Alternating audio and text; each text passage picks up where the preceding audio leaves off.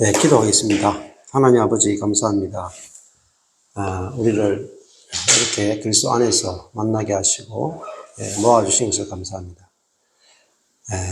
1박 2일 동안 주님께서 우리를 만나게 하신 당신의 뜻이 이루어지게 해주시고 또 주님이 이 모임 가운데 함께 하심을 우리가 또 경험하고 누리는 시간이 되게 해주시고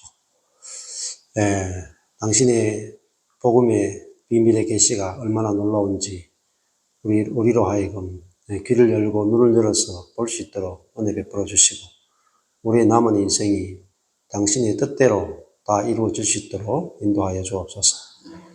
여기에 모인 우리들에게 하나님과 예수님과 성령님을 깊이 아는 지식이 풍성해질 수 있도록 은혜 베풀어 주옵소서. 예수님 이름으로 기도했습니다. 아멘.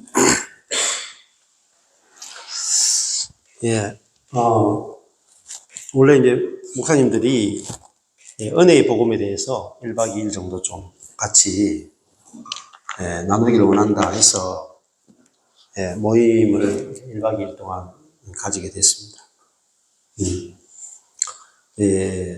은혜의 복음이라고 하는 것이 하나님 중심적인 이렇게 복음이라고 이렇게 볼 수가 있습니다. 저도 14년 전에 제가 완전히 목회와 인생이 다 망한 자리에서 저로서는 살 수 없는 그 자리에 가게 됐거든요. 그 자리에서 이제 하나님이 새롭게 알게 된 거예요. 하나님을 새롭게 알게 됐습니다. 그걸 이제 이 은혜의 비밀이라는 책에 보면은 한 가지 비밀이 뭐냐면은 하나님을 재정의하기의 비밀입니다. 하나님을 새롭게 정의하자. 이것이 은혜의 비밀 중에 아주 중요한 겁니다. 하나님을 아는 지식이 없어서 망한다. 호세아서 보면 그렇게 내용이 나오거든요. 근데 우리가 알고 있는 그 하나님에서 성경이 제시하는 하나님으로 이렇게 딱 전환이 되는 게 되게 중요합니다. 그래서 이 은혜의 비밀에서 1과에서 보면은 노력하지 않기의 비밀을 보면은 사도행전 17장 25절 말씀이 나오거든요. 그 사도행전 17장 25절에 보면은 또 무엇이 부족한 것처럼 사람의 손으로 섬김을 받으시는 것이 아니니 이는 만민에게 생명과 호흡과 만물을 친히 주시는 이시니라. 이렇게 이제 그 설교하는 내용이 나와요. 여기 보면은 하나님은 사람의 손으로 섬김을 받으시는 것이 아니라 이렇게 되어 있어요. 자, 하나님은 무엇이 부족한 분이 아니다.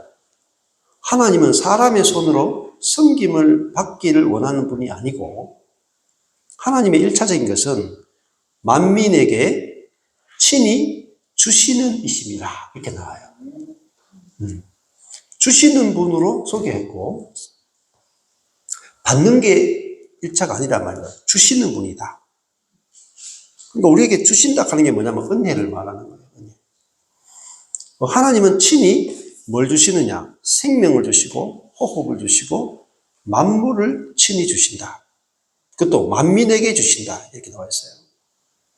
근데 사람들은 이때 이제 사도행전이나 이렇게 가보면은 한번 가보시면 17장 25절에 가보시면은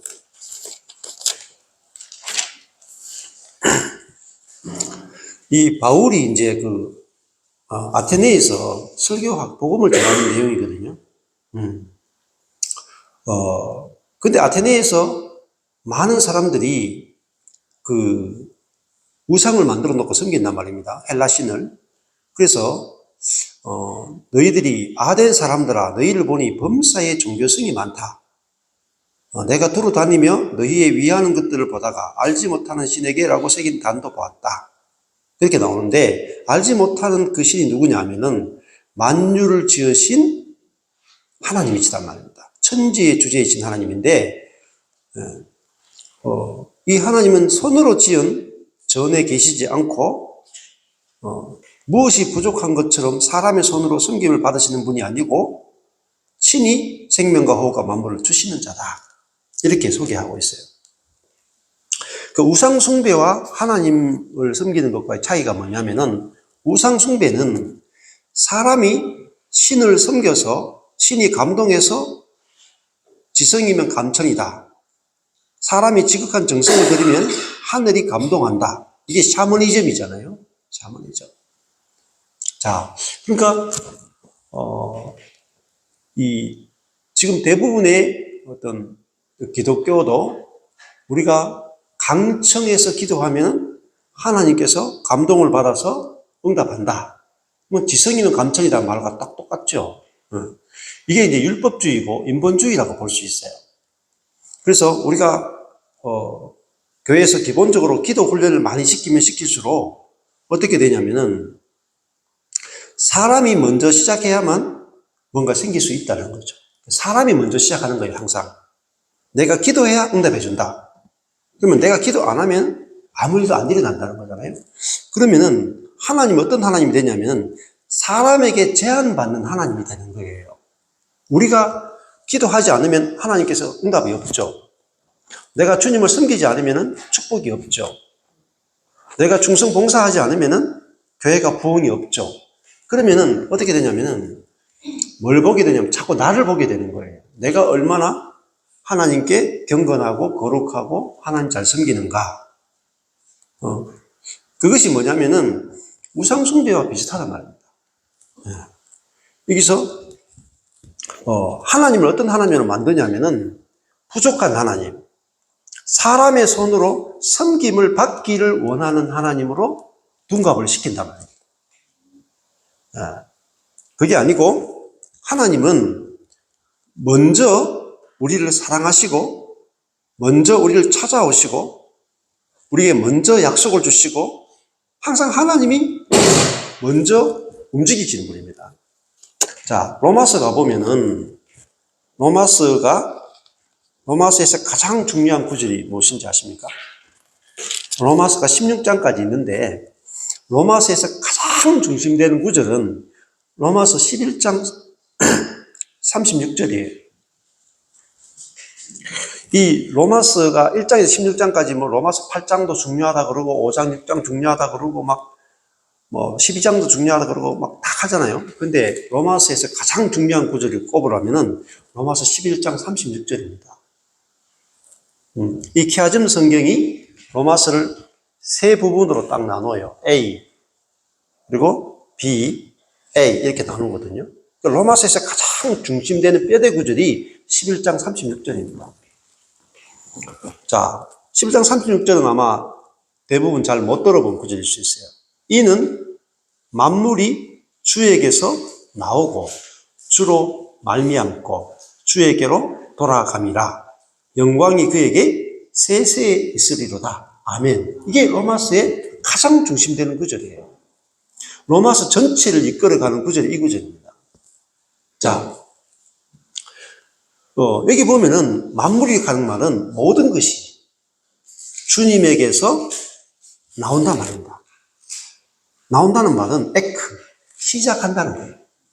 주님이 시작한다는 말입니다.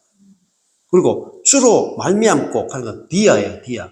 주님을 주로 말미암아 된단 말입니다. 세 번째, 주에게로 돌아간다. 그러니까 주님의 뜻대로 이루어진다 이 말입니다.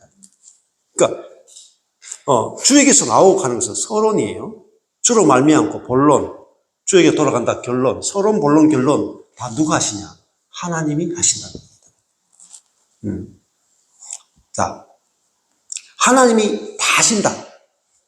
그래서 결론이 뭐냐면 영광이 누구에게 있어야 돼요? 그에게 세세에 있으리로다. 아멘. 그러니까 로마서의 결론은 모든 영광은 하나님께 돌아가야 된다는 거예요. 누가 영광을 가로채면 안 돼요. 중간에 막 가로채는 사람이 있어. 네. 어떤 사람에게 영광을 주는 것은 하나님께 돌아갈 영광을 우리가 취하는 거 된단 말입니다. 자, 근데 로마서 11장 36절 바로 앞에 구절이 굉장히 중요해요. 11장 36절을 알려면은 11장 35절을 알아야 돼요. 로마서 11장 35절이 뭐냐면은 누가 주께 먼저 드려서 갚으심을 받겠느냐, 이 구절이에요. 그러니까 인간이 하나님께 인간이 먼저 드려서 하나님은 그 인간의 드림의 결과로 우리에게 주시는 분이 아니다는 거예요. 우리가 하나님께 먼저 드려야 된다. 이것이 율법이에요.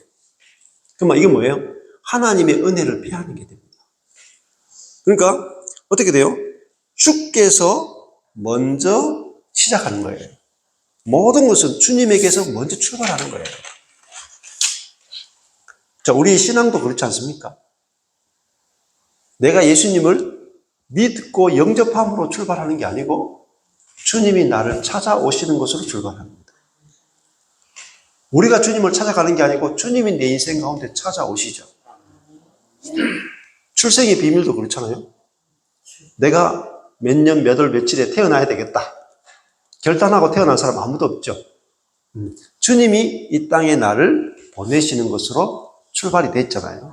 주에게서 시작됐잖아요. 그리고 내가 일생을 사는 것도 주로 말미암고 내가 마지막도 주께로 돌아가는 거죠. 돌아간다는 말은 나의 출생과 나의 일생이 다 주님의 은혜로 된 것이다, 이 말입니다. 그래서 영광이 그에게 세세로 돌아간다. 이게 로마서에서 말하고자 하는 가장 핵심입니다. 이게 뭐냐면 은혜의 복음입니다.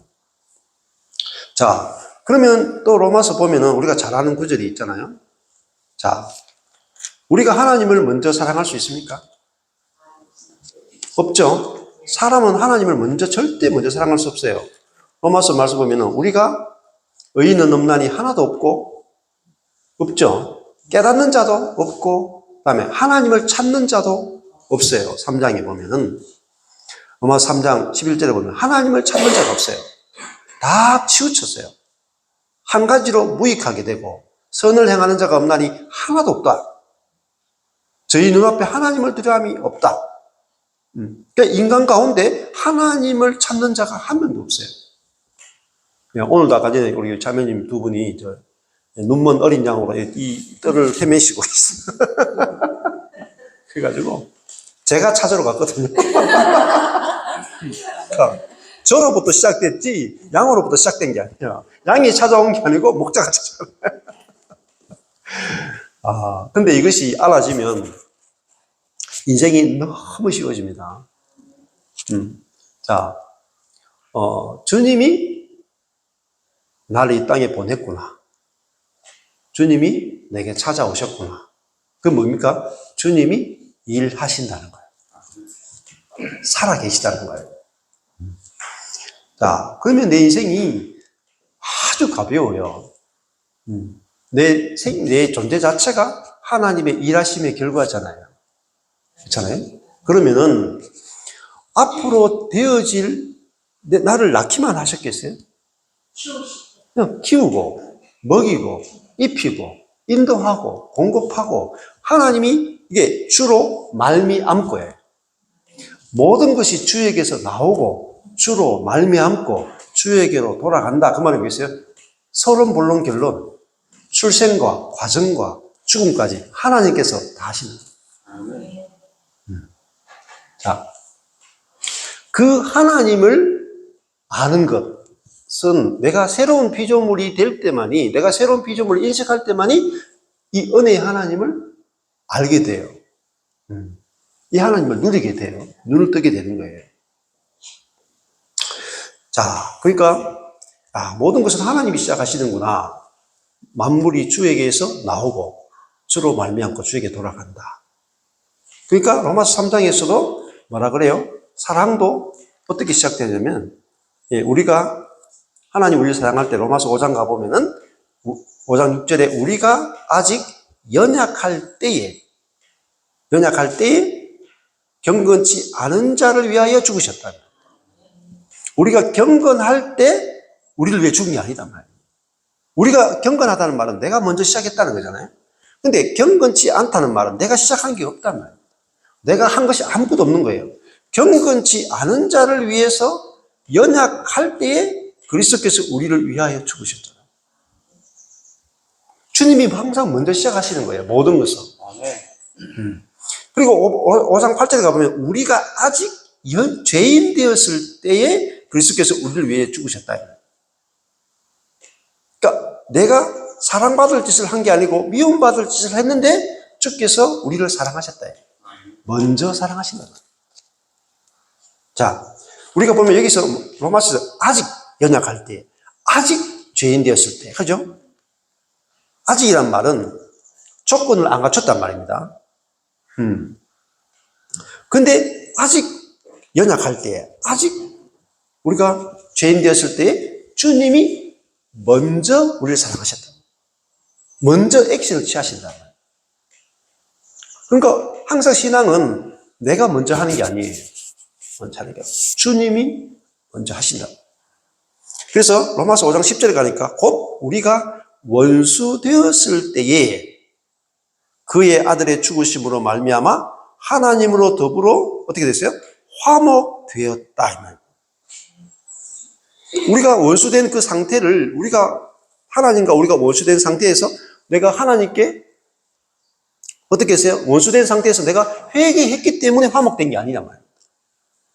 자, 생각해보세요. 우리는 자꾸 내가 회개했기 때문에 용서받았다. 회개했기 때문에 구원받았다. 이렇게 생각해요. 아닙니다. 회개가 조건이 아니에요. 자, 회개 안 했죠. 원수 되었을 때에 그 아들의 죽으심으로 말미암아 우리가 화목되었단 말이에요. 우리로서는 화목을 위해서 아무것도 한 게 없어요.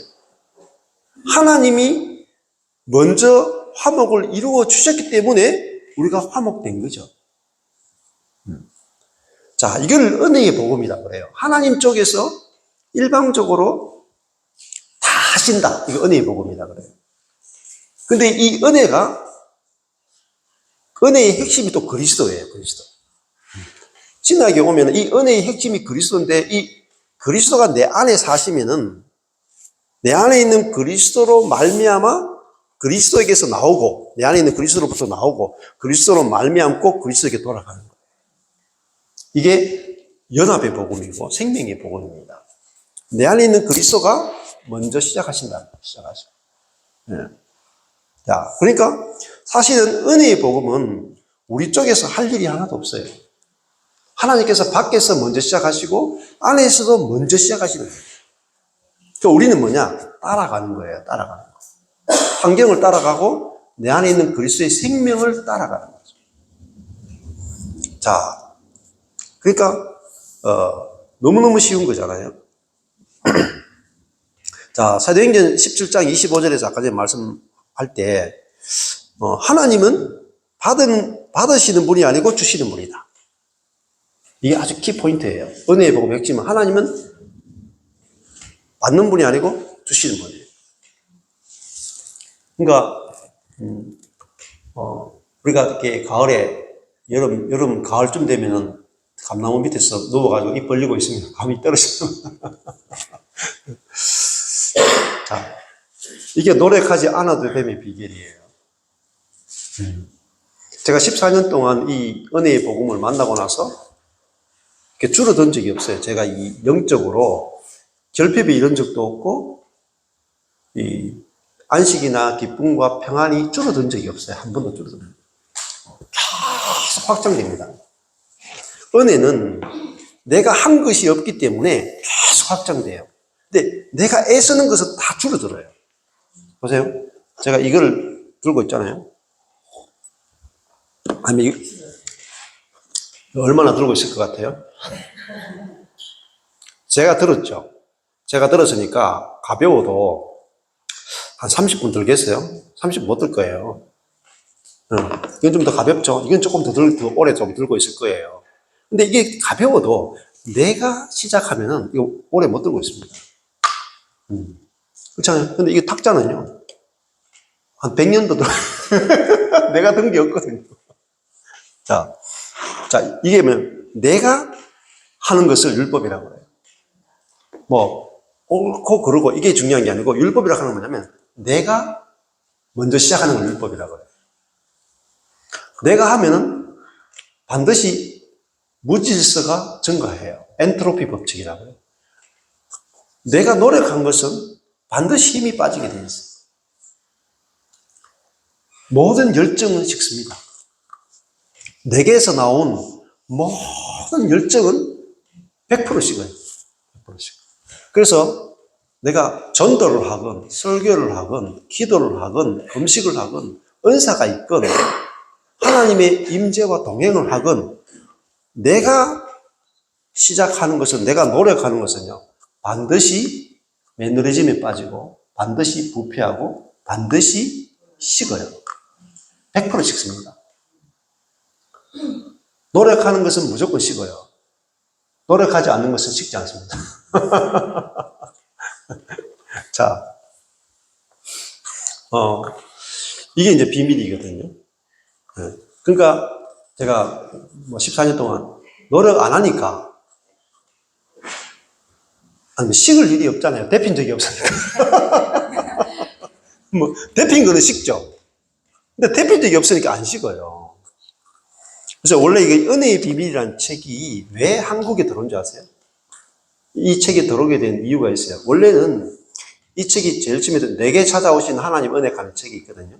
그 책은 구미 공대에 있는 어떤 장로님이 번역했어요. 이 책 이전에 첫 번째 스티븐 맥베이 제일 처음에 책이 내게 찾아오신 하나님 은혜라는 책이 있는데 그 책을 번역했는데 그분들도 번역하고 나서 무슨 뜻인지 모르고 번역한 거야. 오정현 목사님이나 오정현 목사님 아내인가 그쪽이 같이 연결돼가 번역했는데 읽어도 몰라요. 번역만 해놨지. 그러다가 이제 두 번째 이 스티븐 맥베이 책을 번역할 때는 누가 번역했냐면은 한국의 NCD 자연적 교회 성장 그쪽에서 스티븐 맥베이 책을 번역하게 됐고 그분을 강사로 모셔가지고 한국 교회에 어마어마하게 많은 목회자들이 그 스티븐 맥베이의 세미나 참석하고 책도 읽고 2번인가 3번인가 세미나 했고 지금 세미나 했던 테이프도 있어요. 근데 이 책을 읽고 이해한 사람이 조금 과장하면 한 명도 없어요. 한 사람도 없습니다. 왜 한 사람도 없느냐면 일과가 노력하지 않게 비밀이에요. 일과를 못 넘어가요. 그러니까 노력하지 않고 목회하는 사람을 제가 수많은 목회자들을 만나봤는데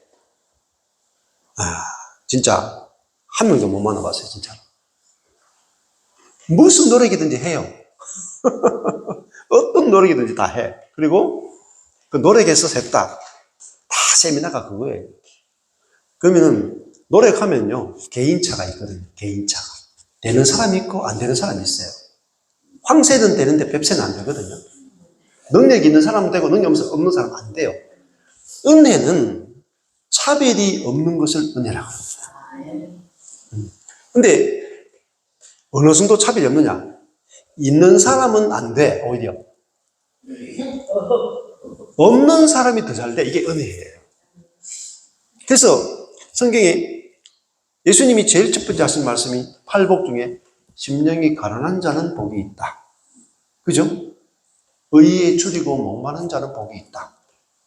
그죠? 전부 다 뭐죠? 의에 줄이고 목마르다. 의가 없잖아요. 마음이 가난하다 하는 게, 거기 가난하다 하는 말은 아무것도 없다는 뜻이야. 자, 마음이 가난하고 심령이 가난하고 의에 줄이고 목마르고 그 팔복의 앞에 네 가지 복은 뭐예요? 아무것도 없는 복이에요. 예수님이 모세가 산에서 받은 것이 십계명이잖아요. 산에서 시내산에 받았잖아요. 근데 예수님은 산에서 제일 첫 번째 했던 말이 뭐냐면은 심령이 가난한 자는 복이 있다. 이게 예수님의 이 땅에 임한 하나님 나라의 첫 번째 선포가 뭐냐면 심령이 가난한 거예요. 심령이 가난한데 어떻게 돼요? 천국이 저희 것이다. 자, 심령이 가난하다는 말은 내게서 출발이 안 되는 사람을 말해요. 그러니까 내게서 출발이 안 되니까 주님이 하셔야 됩니다. 주님이 먼저 하셔야 됩니다. 그게 하나님의 나라예요. 자, 하나님 나라의 제일 중요한 특징이 뭐냐면 지금 하나님 나라 강의를 해주시는 분들이 되게 많아요. 성경을 이제 구약부터 신약까지 하나님 나라가 쭉 돌아가 풀어주는 분이 있어요. 근데 포인트를 잘 못 잡아요.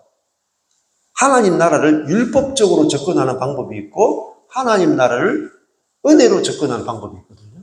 근데 율법적으로 접근하면은 하나님 나라를 강의 하나만 해요. 하나님 나라는 은혜의 나라입니다. 다른 말은 뭐냐면 하나님의 나라라 하는 것은 하나님이 백성을 통치해 주신다는 거예요. 다스려 준다는 거예요. 공급해 준다는 말이에요. 보호해 준다는 말입니다. 이게 하나님 나라의 가장 중요한 핵심입니다. 그런데 이제 율법적으로 하나님 나라를 강의하는 분은 이렇게 강의해요. 하나님이 이 땅에 왕으로 오셨습니다. 우리가 이 하나님의 명령에, 하나님의 뜻에 굴복하고 복종하고 이 하나님을 섬기고 하나님의 주권을 인정해야 됩니다. 이렇게 강의하는 것은 다 율법이고, 그 하나님 나라의 핵심이 아니에요. 잘못된 강의입니다. 자, 그러니까 하나님이 하늘에 계신 하나님이 이 땅에 왜 오셨겠어요? 그러니까 예수님은 포도나무고 우리는 가지잖아요. 자, 가지가 포도나무에게 공급하는 게 있습니까? 가지가 포도나무를 섬기는 게 있습니까? 없어요. 포도나무가 가지에게 전적으로 공급하는 거예요. 포도나무가 사실 가지를 섬기는 거예요. 농부가 가지를 섬기는 거예요. 그 하나님의 섬김과 일하심의 결과로 포도나무 가지에 열매가 주렁주렁 열리는 거예요. 이게 은혜의 복음이거든요.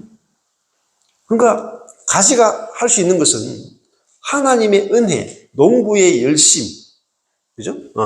포도나무에 공급해 주심. 그러니까 같잖아요. 하나님은 생명을 친히 공급해 주시는 분이다. 그러니까 우리는 뭐예요?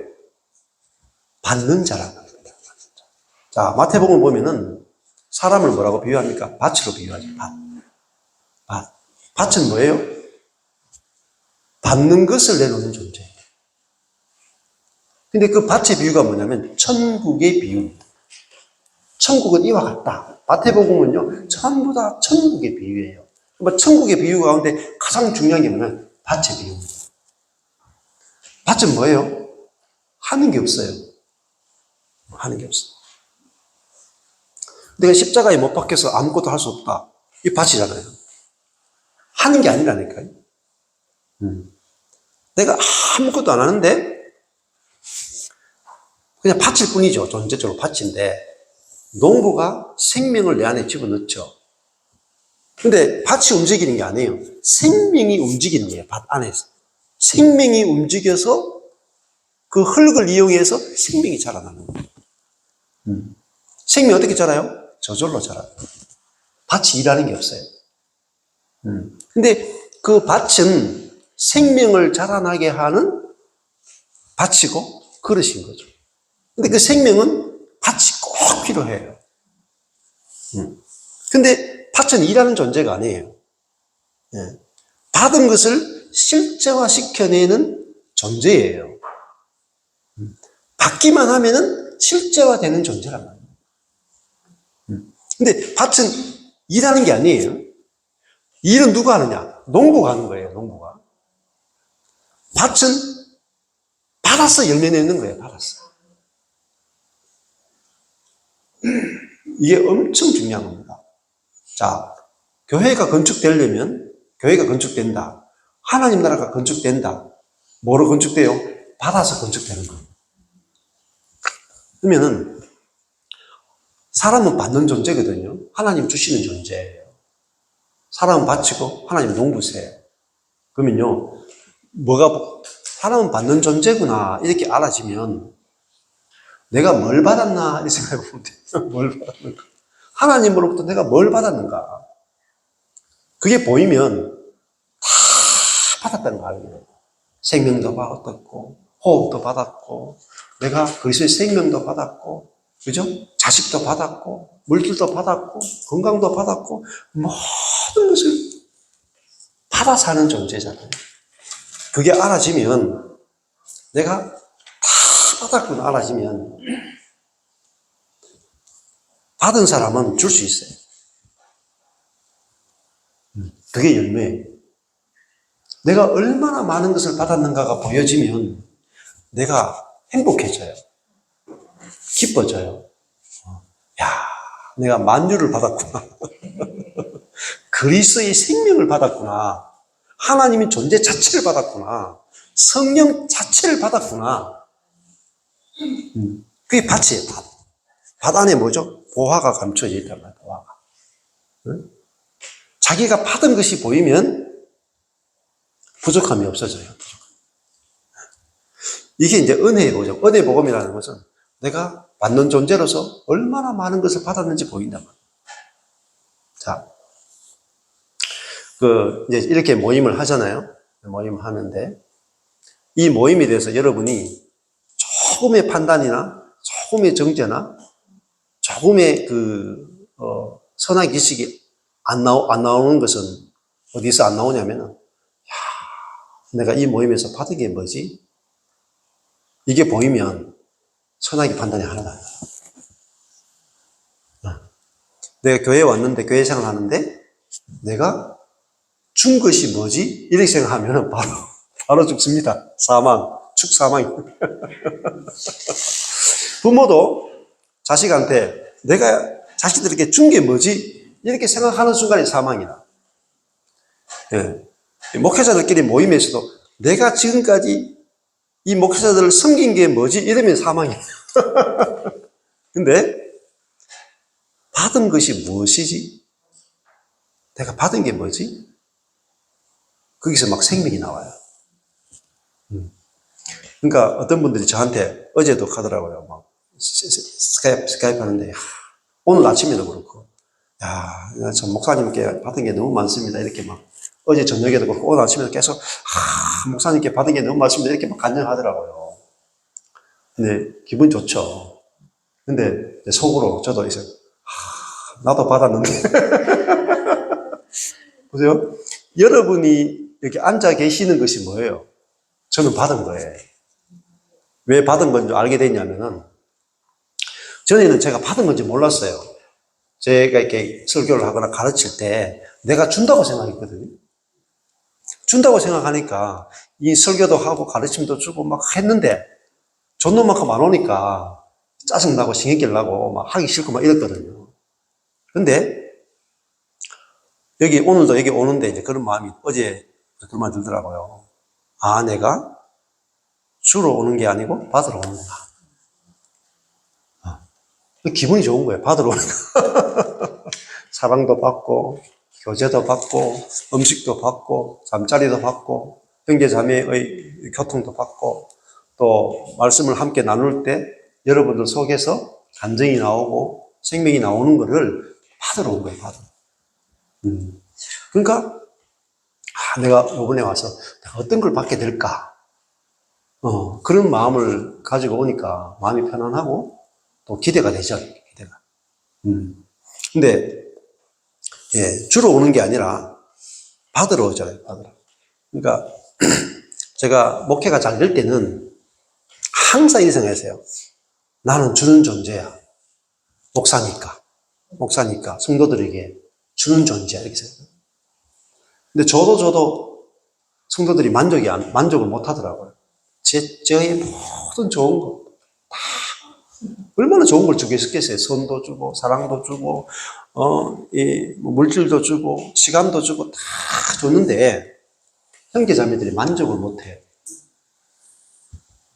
예. 근데, 언제 만족이 되냐면은, 내가 형제 자매들에게 받은 게 진짜 많구나. 받은 게 진짜 많구나. 형제 자매들이 교회에 나와주는 것 자체가 제가 받는 거예요. 예배에 나와주는 것이 뭐죠? 제가 예배에 나와주는 은혜를 입는 거예요. 그러니까 형제 자매들이 한테 받은 게 많으니까 배가 부른 거예요.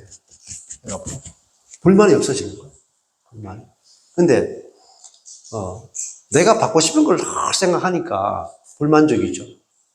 근데 내가 이미 받고 있는 게 보여야 돼. 내가 이미 받고 있는 게. 내가 어떤 은혜를 입고 있는가. 있잖아요. 배우자도 마찬가지잖아요. 내가 이만큼 해줬는데 이러면 만족이 안 돼요. 근데 야, 배우자가 내 옆에 살아 있어 주는 것이 내게 어마어마한 것을 내한테 주고 있구나. 그게 되면은 즉시 행복해져요, 즉시. 근데 우리 눈이 어두워져서 내가 받고 있는 것이 안 보이는 거예요. 결국은 이제 눈의 문제입니다. 눈이 밝아지면 내가 어떤 은혜와 어떤 사랑을 받고 있는지 알아지는 거예요.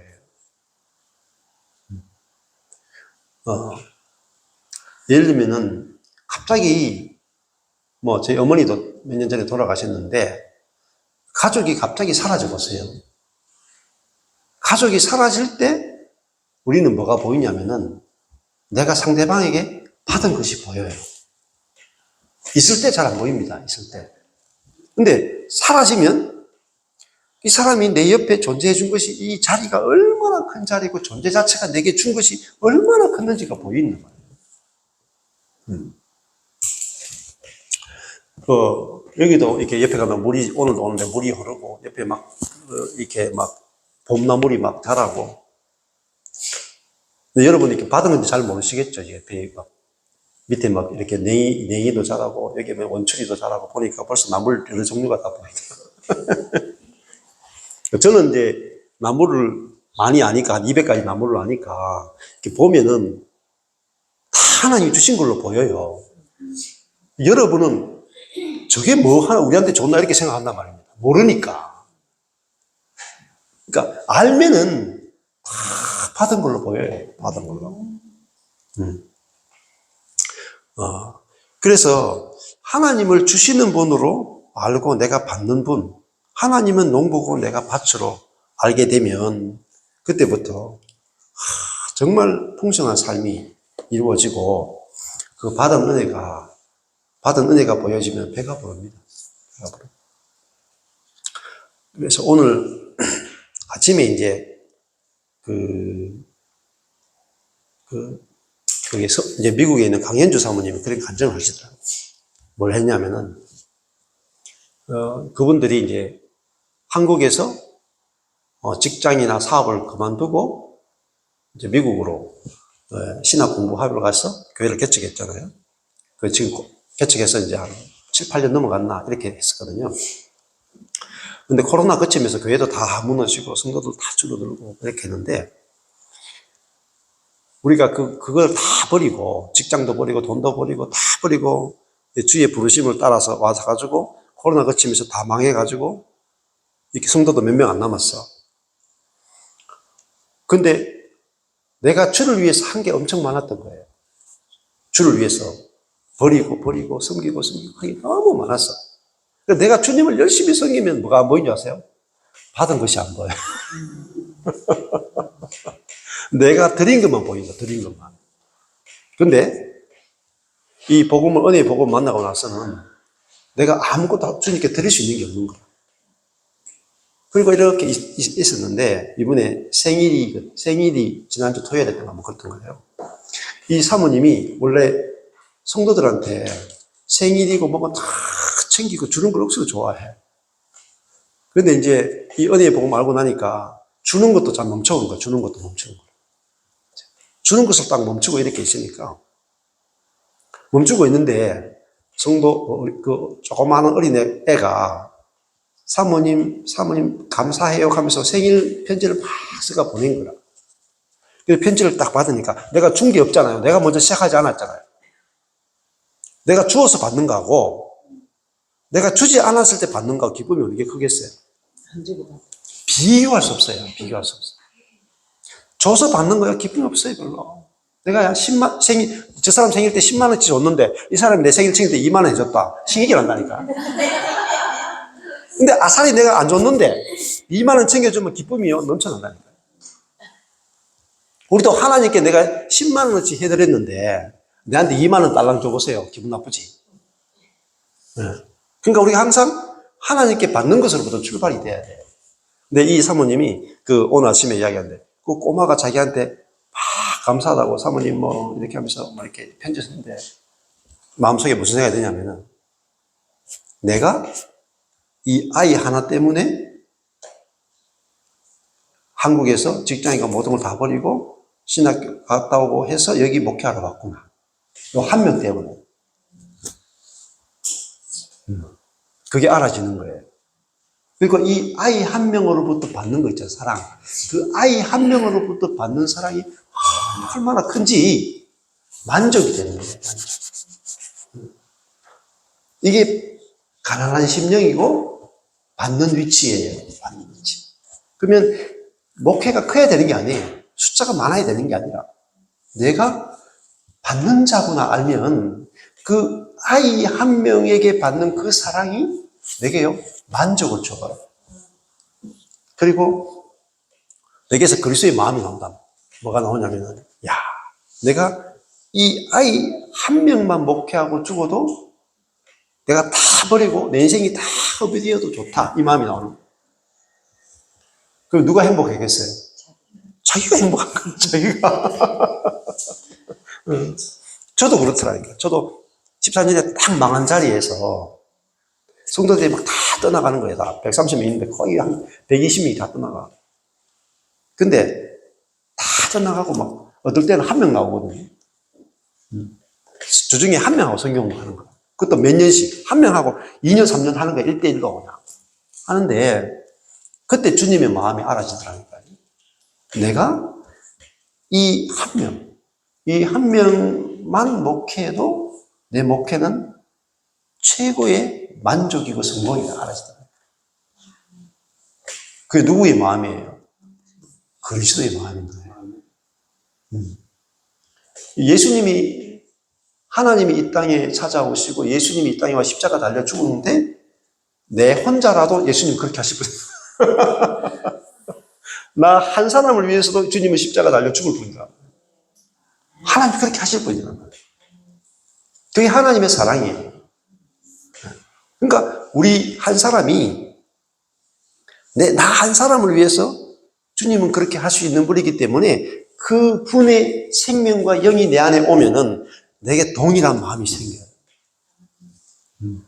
그러니까 성도 숫자가 많아지는 것으로 기뻐하는 게 아니고 양적인 것 때문에 기뻐하는 게 아니고 질적인 것 때문에 기뻐지는 거예요. 질적. 내 인생이 많은 사람을 위해서 쓰여지는 것만 기쁜 게 아니라 내 인생이 이 한 사람을 위해서 허비되는 것으로 인해서 기쁨이 넘친다고 합니다. 그게 그리스도의 생명이에요. 허비되는 것. 그것이 그리스도의 생명이에요. 그래서 워치만 리도 이제 그런 표현을 쓰거든요. 그 여인이 옥합을 깨뜨리는 여인이 그 정상적인 그리스도인의 생활이라는 책을 보면은 정상 그리스도 생활 결론 부분에 가서 옥합을 깨뜨리는 이야기가 탁 나와요. 로마서를 쫙 풀다가 결론이 뭐냐면은 결론이 옥합을 깨뜨리는 여인이에요. 그래서 복음이 전파되는 곳마다 이 여인이 행한 일도 전파되리라 하는 것은 복음을 들은 결론이 뭐냐면 이 여인의 행동이란 말입니다. 복음을 들으면 이 여인이 자기의 결혼 자금, 자기 인생 전체잖아요. 여자로서 자금 전체를 1년치 연봉을 예수님의 발을 씻기는데 딱 한 번에 발 씻기는데 써버려요. 근데 제자들이 뭐라 그래요? 네가 가난한 자를 도우면 얼마나 큰 사역을 하겠느냐. 근데 네가 그것도 모르고 멍청하게 예수님 발 한 번 씻기는 일회용 발 씻기는 세족하는 그런 샴푸로 이 향수를 쓰느냐. 이 어리석은 여자야. 네 인생을 그렇게 허비가 되겠냐? 주께 헌신해도 좀 지혜롭게 해라. 다 야단을 쳐요. 근데 예수님이 이 여인이 한 것은 내 장례를 준비했다. 아무도 예수님의 장례를 준비한 인간이 없죠. 근데 예수님의 죽음을 다 반대했죠. 근데 이 여인만이 유일하게 예수님의 죽으심을 기념하고 주님의 죽음을 준비해 준 여인이에요. 주님이 이 여인 한 명 때문에 얼마나 기쁨이 넘쳤겠어요. 제자들은 다 토끼고 도망가는데. 근데 이 여인이 자기 전부를 깨뜨려서 주님을 시켜드리잖아요. 근데 그 여인은 이 자기 인생을 허비하는 것 자체가 기쁜 거예요. 허비가 기쁜 거예요. 우리 인생을 잘 활용하는 게 기쁜 게 아니고, 나를 위해서 자기를 허비해 주신 그분을 위해서 내 인생이 허비되는 게 너무 기쁜 거라. 그러니까 이게 진짜 생명의 삶이다. 내가 형제를 위해서 내 시간을 허비하는 게 기쁘고, 예? 내 물질을 허비하는 게 기쁘고, 내 인생을 허비하는 게 기쁜 거예요. 내 자식을 위해서 내 젊음을 희생하는 게, 허비하는 게 너무 기쁜 거예요. 이게 뭐냐면 하나님의 생명이다. 생명. 하나님은 예수님은 자기를 비우잖아요. 자기를 허비하잖아요. 그런데 기쁘단 말입니다. 그러니까 어둠이 없죠. 지옥이 없죠. 문제가 없죠. 왜 우리가 어디서 문제가 빠지냐면은, 아이씨, 시간 낭비했다. 여기까지 왔는데, 이거 뭐 목사님들 모이지도 않고, 이게 뭐야. 허비하는 것을 싫어하는 거예요. 근데 예수님은 이 땅에 올 때, 섬김을 받으러 온 것이 아니고, 섬기러 왔다. 내가 시간을 절약하기 온 게 아니고, 시간을 낭비하러 왔다. 생명을 내가 얻으러 한 게 아니고, 생명을 주러 왔다. 그래, 그 생명이니까, 여기도 천국이고, 저기도 천국이잖아요. 저는 지금도 제가 죽고, 그리스도가 사는 생명을 만나고 나니까, 성도가 한 명이라도 괜찮아요. 그 한 명을 위해서 내 인생이 허비될 수 있는 게 더 빛나지 않아요? 많은 사람을 위해서 내 인생이 허비되는 것은 사람들 괜찮잖아요. 그건 육신의 생명으로도 가능해요. 안 그래요? 대형교회 목사님이, 나는 이렇게 많은 성도를 위해서 내 인생을 쓰는데 뿌듯하다. 그건 자아 생명으로도 가능해요. 또 나는 국가를 위해서 내 인생을 바친다. 그것도 가능해요. 근데 아주 작은 소자 한 명을 영접하는 것이 곧 나를 영접하는 것이다. 가치 없는, 소자란 말은 가치 없는 사람이야. 가치 없는 사람. 우리가 가치 있는 일에 내 인생을 거는 게 아니거든요. 주님이 뭐 가치 있는 일에 자기의 목숨을 걸었으면 우리를 위해서 목숨을 걸었겠어요. 응? 쓸모없는 우리를 위해서 십자가에 죽으셨잖아요. 그래서 그 예수님의 죽음 앞에 우리가 갈 때, 그 죽음 앞에 우리가 무릎이 꿇어지잖아요. 그래서 예수님이 죽을 때 의인을 위해서 죽는 자가 간혹 있거니와 죄인을 위해서 죽는 자가 누가 있겠느냐, 그렇게 말씀하셨잖아요. 진짜 우리 속에 그리스도의 생명이 오면은 내 자신의 인생을 정말 주께서 이끄시는 대로 내 인생을 허비하면서도 기쁨이 넘치는 거예요. 네. 그것이 왜 그러냐면 우리가 다 받은 거기 때문에 그래요.